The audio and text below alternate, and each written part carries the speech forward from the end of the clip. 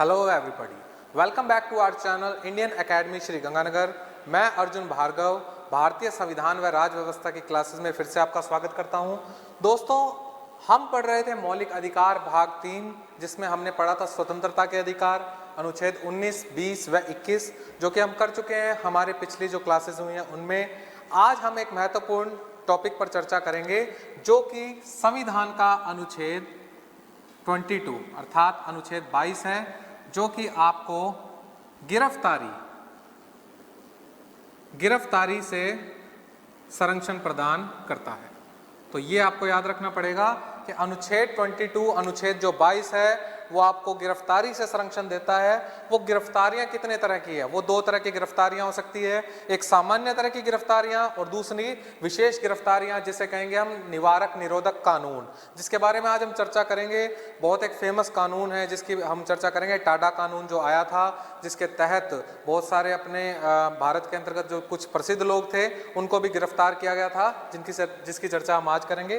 तो जो ये गिरफ्तारी के संरक्षण है आर्टिकल 22, ये क्लियरली कहता है कि प्रोटेक्शन अगेंस्ट, ठीक है, ये कहता है संरक्षण किसके अगेंस्ट है? Arrest and detention in certain cases, कुछ दशाओं में गिरफ्तारी से संरक्षण। अब मैंने आपको बताया कि ये गिरफ्तारी से संरक्षण कितनी तरह का हो सकता है? दो तरह का। सामान्यतः हम इसकी बात करें तो ये दो तरह का। पहला अगर हम बात करते हैं जिसे कहते हैं सामान्य दंड के अगेंस्ट, दूसरा अगर हम बात करें ये कहता है निवारक निरोध कानून जो है उनके अधीन। अगर हम बात करते हैं सामान्य दंड की बात करते हैं तो इसको तो कहते हैं प्यूनिटिव एक्ट, ठीक है।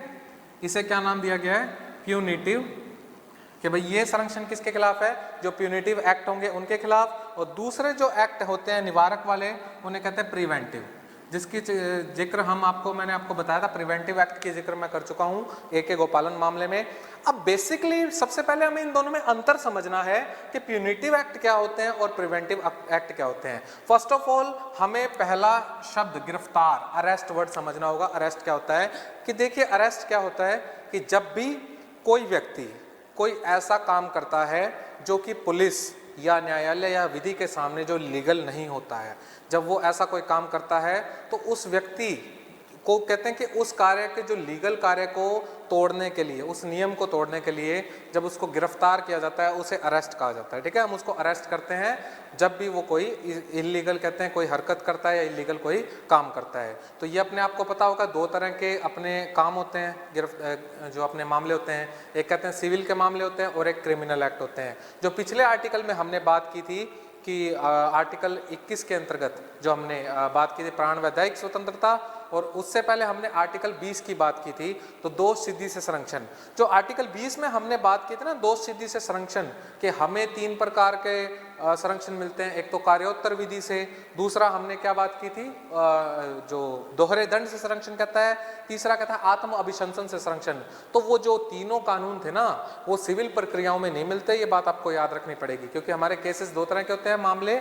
एक सिविल होते हैं जो राजस्व वित्तीय मामले होते हैं, दूसरे होते हैं फौजदारी क्रिमिनल मामले जो मारपीट के मामले होते हैं, जिसमें क्रिमिनल जो कोर्ट है वो काम करता है। तो ठीक है, आपको याद रखना पड़ेगा कि आर्टिकल जो 20 है ना, क्योंकि अभी तक हम बात स्वतंत्रता की कर रहे हैं, तो आर्टिकल 20 के जो मामले हैं वो आपराधिक मामलों में हमें संरक्षण मिलता है, सिविल के मामलों में लागू नहीं होता, ठीक है। तो अब ये कहता है सामान्य दंड। देखो, सामान्य दंड एक वो दंड होता है, प्यूनिटिव एक्ट की बात करते हैं। प्यूनिटिव वो एक्ट होते हैं जब भी हम कोई क्राइम कर लेते हैं, जब भी किसी व्यक्ति ने कोई क्राइम किया, उसके बाद जो उसके ऊपर कार्रवाई होगी वो कहते हैं सामान्य दंड या प्यूनिटिव एक्ट के तहत। तो एक तो ये हो गया, प्यूनिटिव एक्ट की बात कर रही। दूसरी अगर हम बात करते हैं, देखो, अगर हम बात करते हैं 22 आर्टिकल 22 के क्लोजेस की बात करते हैं तो इसके 7 क्लोजेस हैं, 22(1) से लेके 22(7) तक। ये आपको याद रखना पड़ेगा कि 22(1) से लेकर कितने हैं, आपको 22(7) तक पढ़ने पड़ेंगे, ठीक है। तो ये अपने जो पहले मैंने आपको बताया प्यूनिटिव एक्ट बताया है, इसके अंतर्गत ये अपने सामान्य दंड है। इससे संबंधित एक्ट तो है 22(1) व 2, ठीक है, 22(3). और ये जो अपने निवारक कानून वाले हैं ये 22(4) से लेकर 22(7) तक है, ठीक है। 22(4) से लेकर 22(7) तक क्लॉजेस जो अपने बटे हुए हैं वो इसके बारे में है, ठीक है। अब ये क्या करता है, मैंने आपको बता दिया सामान्य दंड क्या होता है। क्राइम करने के बाद, ठीक है। जबकि निवारक निरोधक कानून जो प्रिवेंटिव एक्ट होता है, ये एक इस तरह का कानून है, इसका उद्देश्य होता है कि हमें भविष्य में होने वाली जो कानूनी जो भी आपराधिक गतिविधियां हैं उस पर रोक लगाना है, और रोक इसलिए लगाना है कि उसको हम इतना कठोर बनाते हैं कानून को ताकि ऐसा कोई काम न हो, तो उसको कहते हैं निवारक निरोधक कानून। हालांकि आपको बता देता हूं कि भारत का देश है जो एक राजनीतिक मंच बहुत ही शानदार है। आपको पता है कि आज सरकार कोई काम करती है तो 10 जने पहले खड़े हो जाते हैं कि भाई विरोध में, कि सरकार ने ये गलत किया है, ये नियम गलत है। कोई भी नियम ना तो अपने आप में परफेक्ट होता है, और हर चीज़ की आलोचना तो की ही जाती है। चाहे बेसिकली आप शुरू कर लीजिए, कॉन्स्टिट्यूशन असेंबली की बात करते हैं, संविधान सभा की भी बहुत आलोचना हुई थी, मौलिक अधिकारों की भी आलोचना हुई है, नीति निर्देशक तत्वों की भी आलोचना हुई है। तो ऐसी कोई चीज़ है ही नहीं जिसकी आलोचना ना हो। तो सरकार द्वारा बनाया गया एक नियम है, स्वाभाविक सी बात है उसकी भी आलोचना होगी। तो अपने जो निवारक निरोधक कानून है ना, ये इतने कठोर हुआ करते थे कि इनको बनाया तो दिया था लेकिन कुछ वर्षों बाद इनको बंद कर दिया गया था। जैसे टाडा एक्ट है, उसको 10 साल बाद क्या किया गया, बंद कर दिया गया था। पोटा एक्ट जो बनाया गया था आतंकवादी गतिविधियों पर रोक के लिए, जो प्रिवेंशन वाला एक्ट बनाया गया था, प्रिवेंशन टेररिस्ट जो एक्ट बनाया गया था, उसमें क्या था कि वो 2 साल बाद बंद हो गया था। तो इसीलिए ये ज़्यादा टाइम तक निवारक निरोधक कानून चलते नहीं हैं, इनको कुछ समय बाद बंद कर दिया जाता है। लेकिन सामान्य दंड तो आपको अब क्लियर हो गया। मैंने बताया प्यूनिटिव एक्ट किसे कहते हैं, जिसमें एक व्यक्ति ने क्राइम किया है, उसके बाद जो सारा प्रोसीजर वो शुरू होगा कि भाई अब क्या क्या उसके साथ किया जाएगा और उसको क्या क्या उसको संरक्षण मिलेगा। ठीक है, सबसे बड़ी बात हमने यहाँ क्या करें, गिरफ्तारी से संरक्षण। तो क्या क्या चीज हमें सामान्य गिरफ्तारी में संरक्षण करती है और क्या क्या चीज हमें निवारक निरोधक कानून अर्थात प्रिवेंटिव एक्ट के अंतर्गत हमको गिरफ्तारी से संरक्षण करती है। यदि हम बात करते हैं यूके या यूएस की, ठीक है, 2 देशों की बात करते हैं, यूके एंड यूएस, तो देखो प्रिवेंटिव डिटेंशन एक्ट वहां भी है, ठीक है, यूके में भी, इंग्लैंड में भी है, ब्रिटेन में भी है और अमेरिका में भी है। लेकिन जो अपने भारत की स्थिति से कहते हैं थोड़ा सा अलग है कि वहां पर जो प्रिवेंटिव डिटेंशन एक्ट जो है ना, पीडीए जो भी है, तो ये जो प्रिवेंटिव एक्ट है वहां पर लगते हैं इमरजेंसी, जब देश में आपातकाल की स्थिति हो उस समय निवारक निरोधक कानून काम करते हैं। जबकि भारत के अंतर्गत अगर ये कानून बनाया गया है तो ये सामान्य स्थिति में काम भी करता है, ऐसा जरूरी नहीं है कि आपातकाल होना चाहिए। तो अगर देखें तो अगर इसका क्षेत्र देखें प्रिवेंटिव एक्ट का, भारत के अंतर्गत यूके एंड यूएस की तुलना में ये क्या है, विस्तृत है। अगर मान लो आपके टाडा कानून बन गया था तो उसके लिए कोई आपातकाल की जरूरत नहीं थी, कंटिन्यू गिरफ्तारियां हुई थी। और उसके ऊपर जो मैंने ब्लॉग पढ़ा था उसमें बताते हैं बहुत सी ऐसी गिरफ्तारियां हुई थी कि जिनके बाद में मतलब उनको बाइज्जत बरी करना पड़ा था, क्योंकि उनको छोड़ना पड़ा, उनके खिलाफ उनको पुलिस को कुछ नहीं मिला था। ठीक है, तो आपको 2 तरह की गिरफ्तारियां मैंने आपको बता दी, एक सामान्य दंड और दूसरा मैंने आपको बता दिया निवारक निरोधक कानून। दूसरा आपका निवारक निरोधक कानून है, ये भी आपको बता दूं सिविल प्रक्रियाओं में काम नहीं करता। आपको मैंने बताया था, जैसा कि आर्टिकल 20 के अंदर आपको मैंने बताया कि सिविल प्रक्रियाओं में ये काम नहीं करता। ठीक है, तो ये क्राइम होने के बाद सामान्य दंड काम करता है। यदि अब हम बात करते हैं इसके क्लॉजेस की, सामान्य दंड और प्रिवेंटिव, प्यूनिटिव और प्रिवेंटिव की बात करते हैं, तो आर्टिकल 22(1) सबसे पहले बात किसकी की है, 22(1) मैंने आपको बताया ना 22(1), 2, 3 तो किससे संबंधित है, सामान्य विधि से। अर्थात यहां पर पहले मैं लिख देता हूं ताकि आप कंफ्यूज ना हो जाए। सामान्य दंड विधि, इससे हमें कैसे संरक्षण मिलेगा, जैसे मैंने बताया था ये क्या कहलाता है, प्यूनिटिव एक्ट। ठीक है, सामान्य दंड विधि जो प्यूनिटिव एक्ट 22(1) में हमें देखो क्या संरक्षण मिलता है। देखिए ये कहता है कि यदि किसी व्यक्ति को, 22(1) क्या कहता है, यदि किसी व्यक्ति को सामान्य दंड विधि प्यूनिटिव एक्ट के तहत यदि उसको गिरफ्तार किया गया है तो फर्स्ट ऑफ ऑल उसको गिरफ्तारी का कारण जानने का अधिकार होगा। ये आप साथ साथ लिखते रहें क्योंकि फिर ये मैं मिटा दूंगा इसके बाद, तो आपको ध्यान रखना चाहिए। 22(1) में क्या कहता है, गिरफ्तारी के कारण जानने का अधिकार होगा कि आपको क्यों अरेस्ट किया गया है। मान लीजिए एक व्यक्ति है, वो सड़क पे जा रहा है और किसी से उसने मारपीट की, मारपीट करके घर चला गया। अब मामला क्रिमिनल का बनता है, उसके ऊपर सिविल का मामला तो बनता नहीं है प्रॉपर्टी का। अब क्या होता है कि जब वो घर पहुंचता है अगले दिन पुलिस आती है उसके पास कि आपके खिलाफ FIR दर्ज हुई है, आपने जाते हैं, वो कहेंगे रीज़न बताओ मुझे। भाई आप मेरे को रीजन तो बताओ इसका क्या कारण है। तब पुलिस कहेगी आप कल जा रहे थे, फलाना फलाना व्यक्ति था, आपने उससे मारपीट की। वो कहेगा मैं बेगुनाह हूँ। तब पुलिस कहेगी देखिए हमने आपको कारण बता दिया, अब हमारे पास अरेस्ट करने का वारंट है, ठीक है। आपको हम ये नहीं कह रहे कि हम कोई रॉलेट एक्ट वाला सिस्टम नहीं है कि ना दलील ना वकील ना अपील वाला सिस्टम है। आपको कारण बता रहे हैं, ये कारण है गिरफ्तारी का। आपको हमने भाई आर्टिकल 22(1) में आपको गिरफ्तारी का कारण जानने का हक है, तो उन्होंने कारण आपको बता दिया। सेकेंडली इसमें कहता है कि आपको अपनी रुचि से, संवैधानिक भाषा कहती है कि अपनी रुचि से विधि व्यवसायी अर्थात वकील, विधि व्यवसायी करने का हक होगा। अर्थात आपको अपनी इच्छा के अनुसार, अपनी रुचि के अनुसार एक वकील करने की पावर देता है आर्टिकल 22(1). ये बात समझ आई आपको कि दो बातें हैं कि एक तो गिरफ्तारी का कारण जानने का होना चाहिए आपको हक, और दूसरा अपनी रुचि से आपको एक वकील करने का पावर होना चाहिए। अब आपको बताता हूँ आर्टिकल 22(1) में गवर्नमेंट द्वारा एक संरक्षण क्या दिया गया। इसमें ये दिया गया कि यदि मान लीजिए कोई व्यक्ति है और आर्थिक रूप से वो कमजोर है और उसके पास वकील करने का कहते हैं कि पैसे नहीं है, कहते हैं ना जुडिशरी केस लड़ने के पैसे नहीं है, तो उसको निःशुल्क विधिक सहायता भी दी जाएगी। अगर वो नहीं देते, बहुत अच्छा क्वेश्चन बनता है, यदि 22(1) नहीं देते तो आपका कौन सा मौलिक अधिकार का हनन होता है, ये मुझे आप अभी बताइए, कमेंट्स कीजिए और मुझे बताइए कि यदि आपको निःशुल्क विधिक सहायता नहीं दी जाती तो आपका कौन सा मौलिक अधिकार, मैं नीति निर्देशक तत्व नहीं पूछ रहा, आपको बता रहा हूं, मैं मौलिक अधिकार पूछ रहा हूं, कौन सा मौलिक अधिकार हनन होगा, ये आपको बताना होगा। हाँ जी, कमेंट्स कीजिए और मुझे बताइए कि आपको क्या लगता है कौन सा मौलिक अधिकार होता है। देखिए इसमें अगर आपको, मैंने पिछले ही एक्ट में बात की थी कि निःशुल्क विधिक सहायता आर्टिकल 21 का ही भाग है, इसलिए अगर आपको निःशुल्क विधिक सहायता नहीं दी जाती तो 22 तो आपका हनन हो ही रहा है और आपका आर्टिकल 21 भी हनन हो रहा है। तो ये बहुत अच्छा प्रश्न बनता है आपकी आगामी किसी भी परीक्षा के लिए, अच्छी परीक्षा के लिए। तो आपको बता देता हूं इसके अंतर्गत जो ये निःशुल्क विधिक सहायता वाली जो बात है, ये केस के जरिए आपको बताता हूं। इसमें क्या होता, हुसैन आरा खातून बनाम बिहार राज्यवाद, ठीक है, हुसैन आरा खातून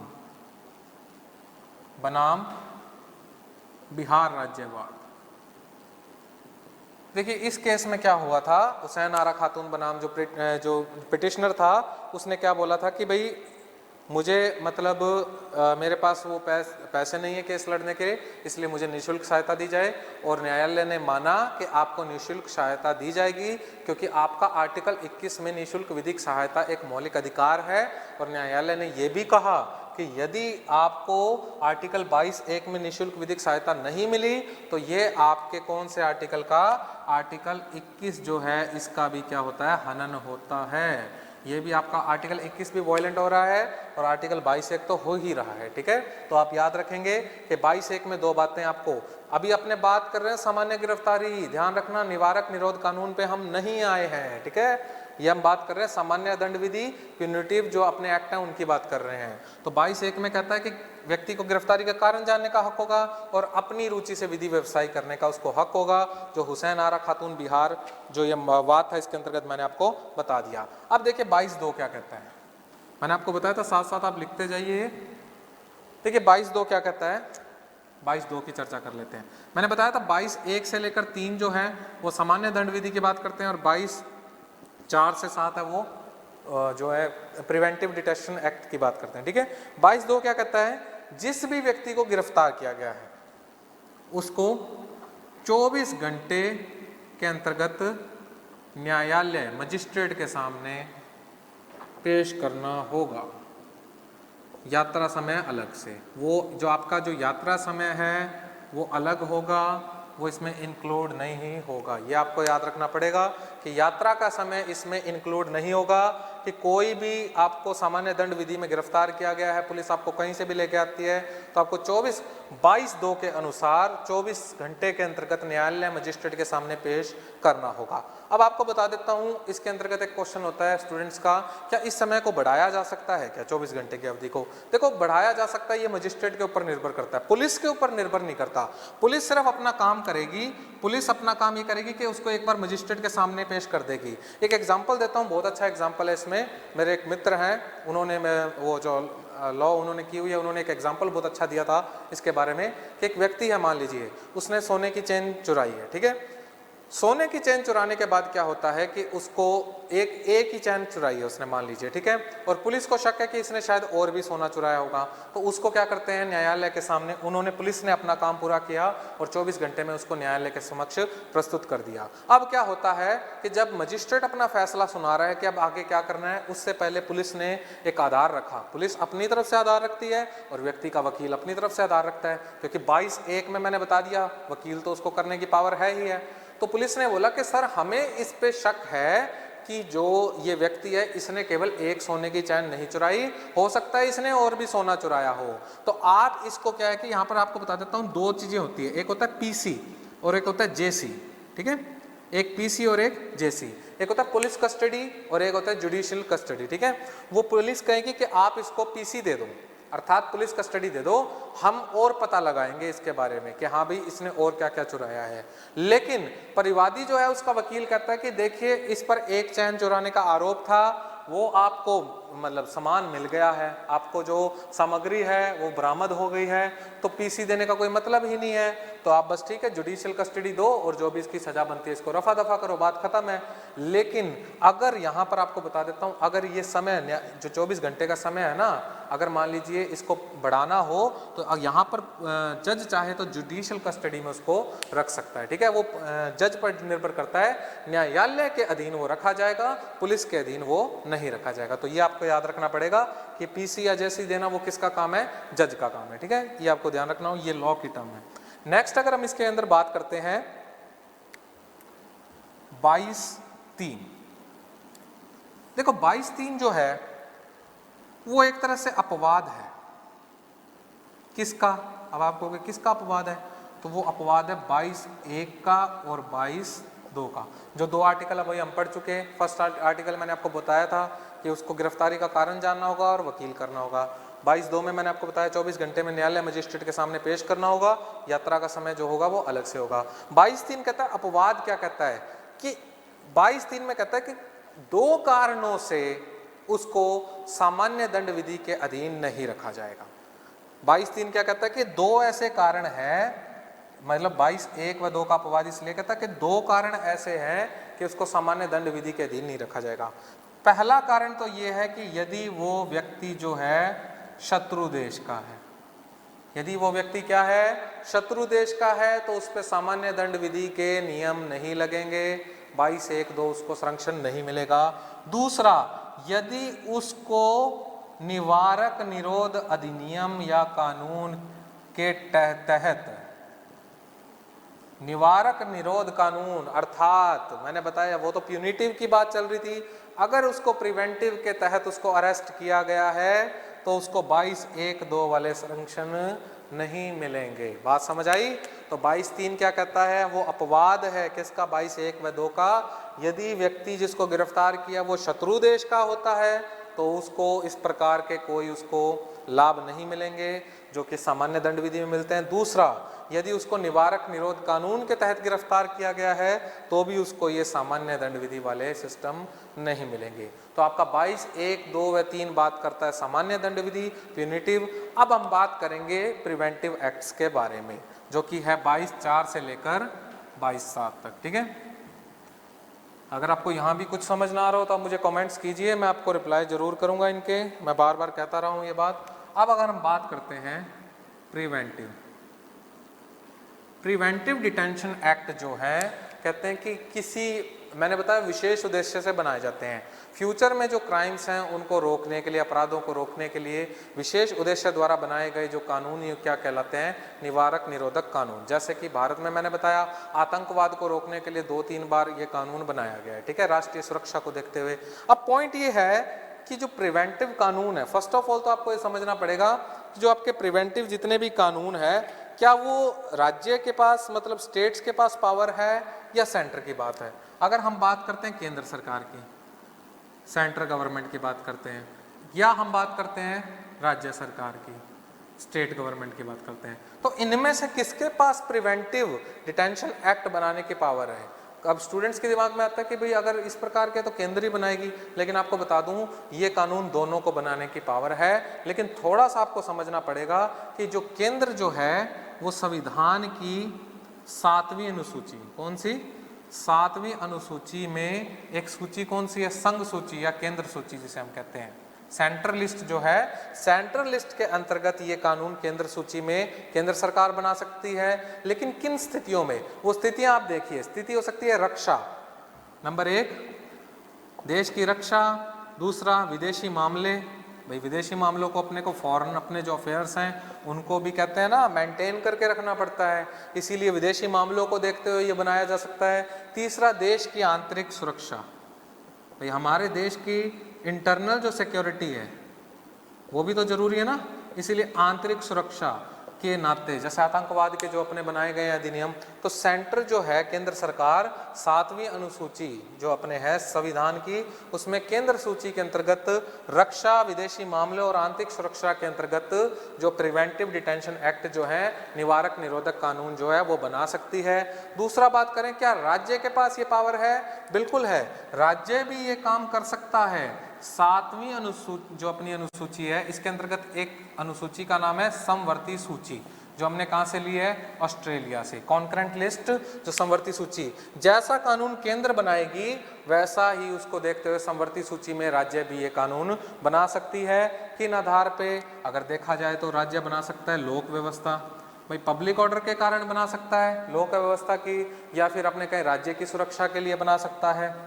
दूसरा, यदि हम बात करें तो राज्य की सुरक्षा के हित में वो ये काम कर सकता है, राज्य बना सकता है। यदि हम बात करें आवश्यक सेवाएं, जो भी हमारी राज्य की आवश्यक सेवाएं हैं, आवश्यक सेवाओं में अगर हमें मेंटेनेंस चाहिए, सुधार चाहिए, इसलिए भी राज्य क्या कर सकता है?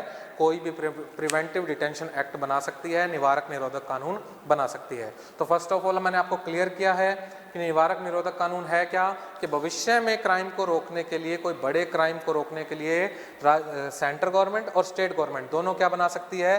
कानून बना सकती है। केंद्र को पावर है 7वीं अनुसूची की केंद्र सूची में, जो कि रक्षा, विदेशी मामले, आंतरिक सुरक्षा के मामलों में ये कानून बनाती है। दूसरा, अगर राज्य की बात करें तो राज्य को भी पावर है 7वीं अनुसूची की समवर्ती सूची में, कि केंद्र के देख के केंद्र के अनुसार वो भी चल सकती है।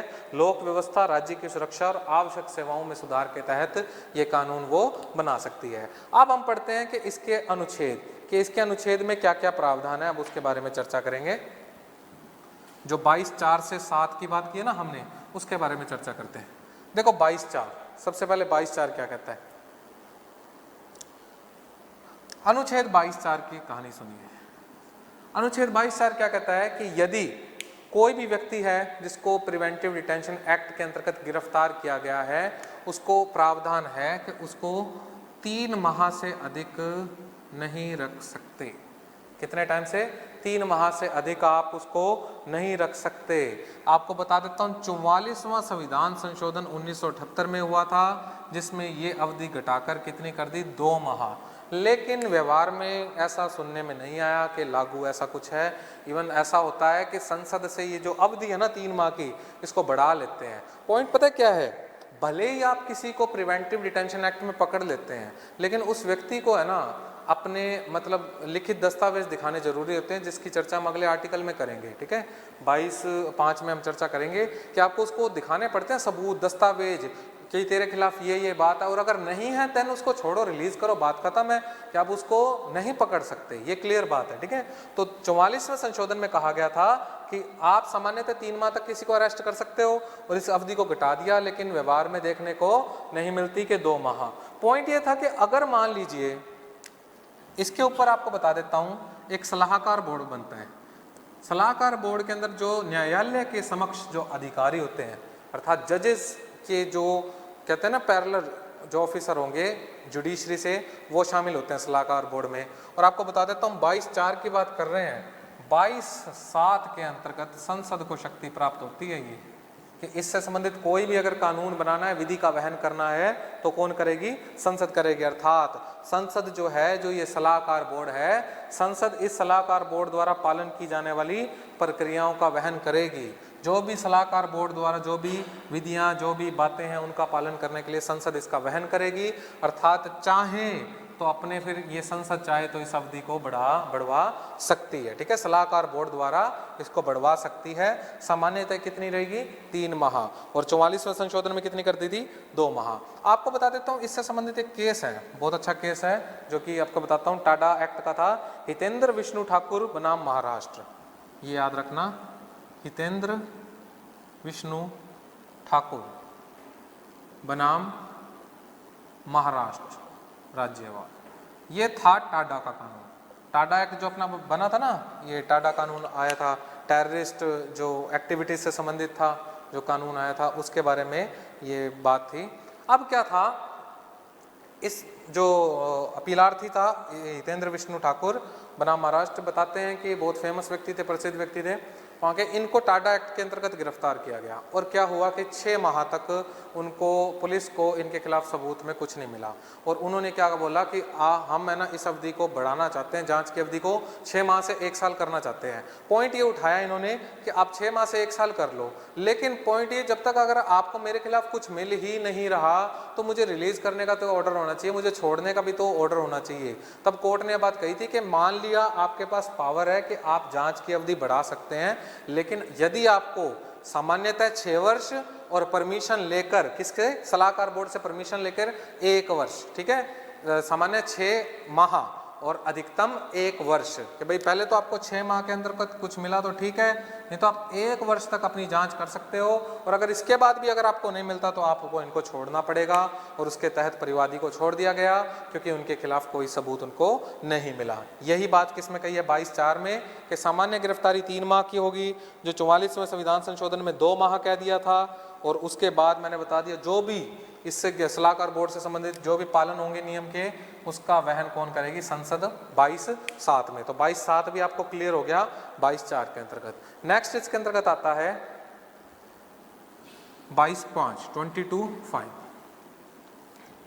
अब देखो 22(5) और 22(6) ये बड़े आसान आर्टिकल हैं और एक दूसरे का अपवाद है। एक चीज तो सुविधा हमको 22(5) में मिलेगी, लेकिन 22(6) में वो हमसे छीन ली जाएगी, ठीक है। ये आपको पहले मैंने बता दिया, तो आपको समझ आ जाएगा। देखो 22(5) क्या कहता है? 22(5) कहता है कि कोई भी व्यक्ति है, मान लीजिए, अगर आपको एक चीज पहले एक बता देता हूं, मैं एक चीज कारण बता देता हूं कि 22(5) की खास बात आपको बता देता हूं। देखो 22(5) के अंतर्गत कहता है, कोई भी व्यक्ति है, मान लीजिए उसको गिरफ्तार कर लिया गया है, फर्स्ट ऑफ ऑल तो उसको इस बात की सूचना देनी होगी, फर्स्ट ऑफ ऑल तो इंफॉर्मेशन देनी होगी गिरफ्तारी की, ठीक है। इसके अंतर्गत सूचना देने का मतलब यह होता है कि आपको गिरफ्तारी का कारण जानना होगा। गिरफ्तारी का कारण, ये कौन सा आर्टिकल कहता है? 22(5) कहता है कि फर्स्ट ऑफ ऑल आपको सूचना दी जाएगी, आपको गिरफ्तारी का कारण कारण जानने का आपको क्या रहेगा? अधिकार रहेगा। गिरफ्तारी का कारण मतलब आपको बता देता हूं, यहां पर कारण का मीनिंग ये होता है कि आधार, कि मुझे किस आधार पे आपने अरेस्ट किया है।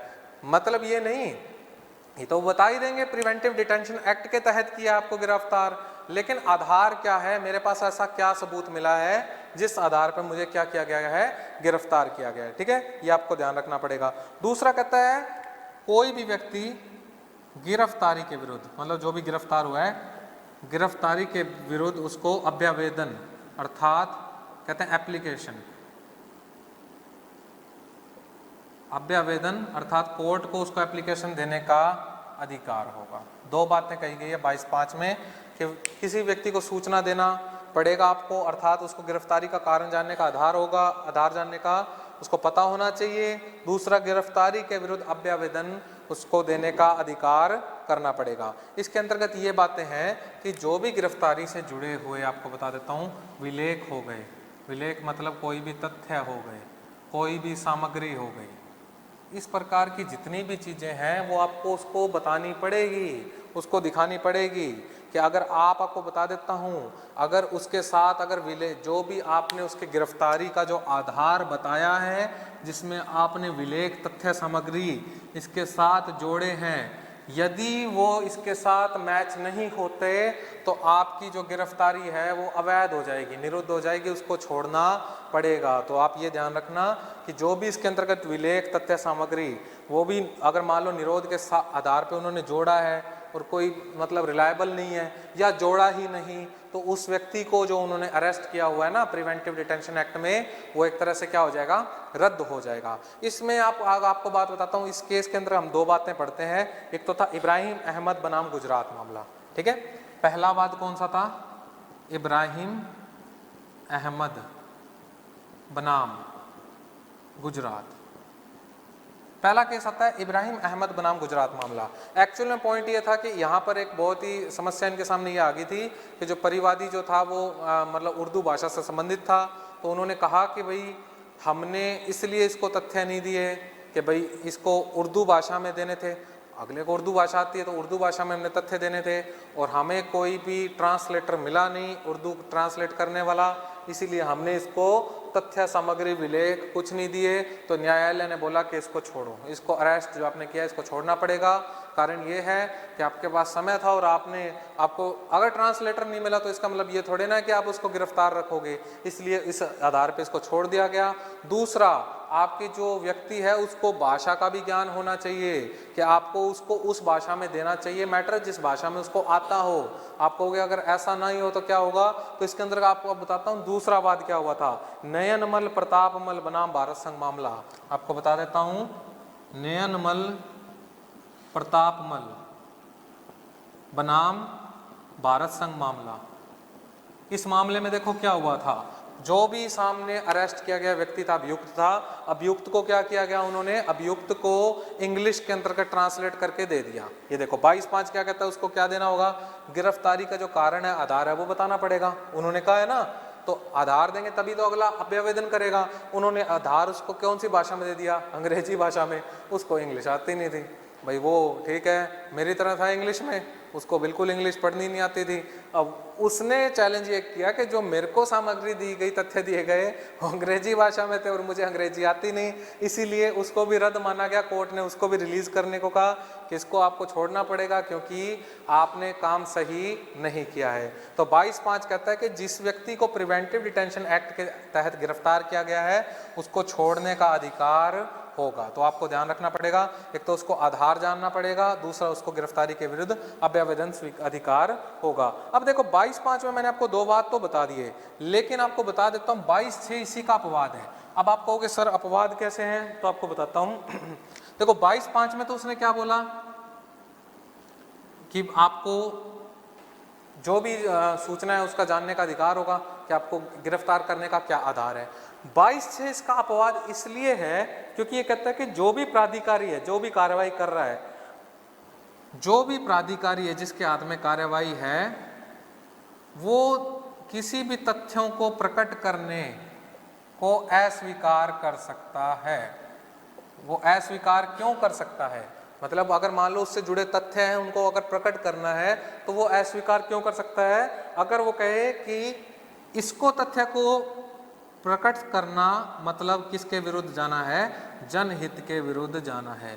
यदि जनहित, पब्लिक ऑर्डर अगर हम माने जनहित के विरुद्ध अगर वो मैटर जा रहा हो तो प्राधिकारी कह सकता है कि इन तथ्यों को मैं प्रकट नहीं करूंगा। कौन से आर्टिकल में लिखा है, 22(6). तो 5 में तो उसने कहा था उसको जानने का अधिकार है, 6 में वो कहता कि वो स्वीकार नहीं करेगा, उसको अस्वीकार कर सकता है प्रकट करने के लिए, पेश करने के लिए। मैं इसको पेश नहीं कर सकता क्योंकि ये किसके विरुद्ध है, जनहित के विरुद्ध। तो ये 22(5) का क्या हो गया, अपवाद हो गया।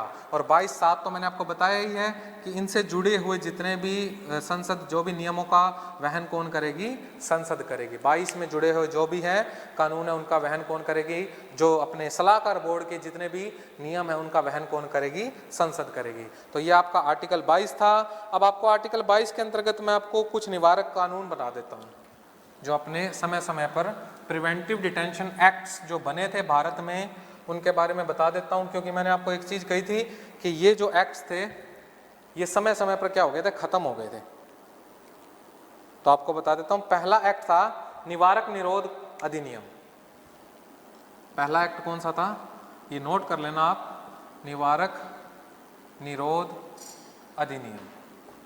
पहला अपना निवारक निरोध अधिनियम था, जिसके तहत आपको बता देता हूं 1950 में बनाया गया था, जब उनको गिरफ्तार किया गया था A.K. गोपालन को। तो आपको ध्यान रखना पड़ेगा, निवारक निरोध अधिनियम 1950, 1969 में इसको क्या कर दिया गया, समाप्त कर दिया गया। ठीक है, मैंने बताया था ज्यादा टाइम ये नहीं चलते हैं ये कानून। दूसरा आपको बता देता हूं आंतरिक सुरक्षा व्यवस्था अधिनियम,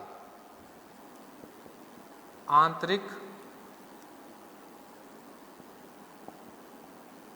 सुरक्षा व्यवस्था अधिनियम 1971, इसको कहते हैं Misa, maintenance of internal security act. ठीक है, तो आंतरिक सुरक्षा व्यवस्था अधिनियम, maintenance of internal security act, जो कि 1971 में बनाया गया था, आंतरिक सुरक्षा के लिए बनाया गया था, और 1978 में इसको क्या कर दिया गया, समाप्त कर दिया गया। ठीक है, नेक्स्ट इसके अंतर्गत आता है तीसरा विदेशी मुद्रा संरक्षण व सरकारी निरीक्षण अधिनियम, विदेशी मुद्रा संरक्षण व विदेशी मुद्रा संरक्षण व सरकारी निरीक्षण अधिनियम।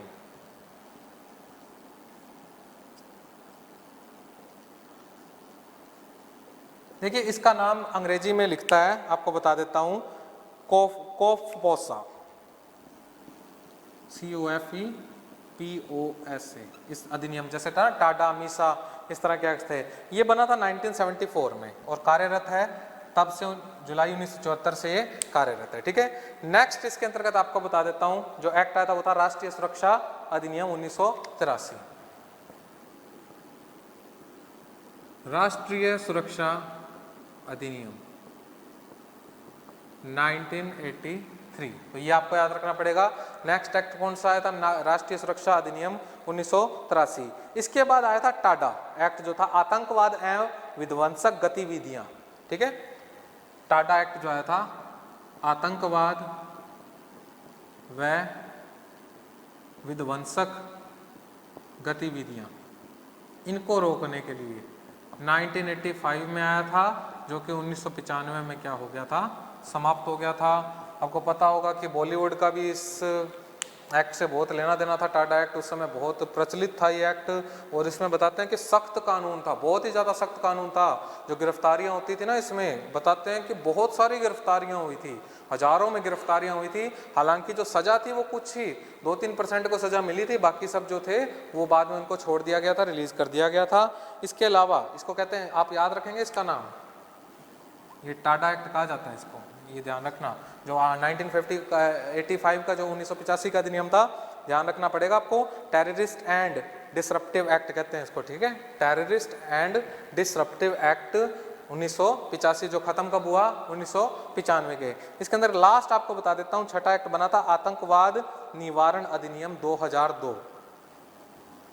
ये संसद हमले के बाद बना था 2001 में। आतंकवाद निवारण अधिनियम 2002, इसको कहते हैं पोटा एक्ट का नाम है। ये कहता है प्रिवेंशन ऑफ टेररिज्म। ठीक है, एक्ट जो कहते हैं प्रिवेंशन ऑफ टेररिज्म एक्ट। यहाँ पर ये एक्टिविटीज कहता है, ये ध्यान रखना आप कि भाई ये आतंकवाद जो है ना, टाडा एक्ट जो है यहाँ पर एक्टिविटी शब्द है।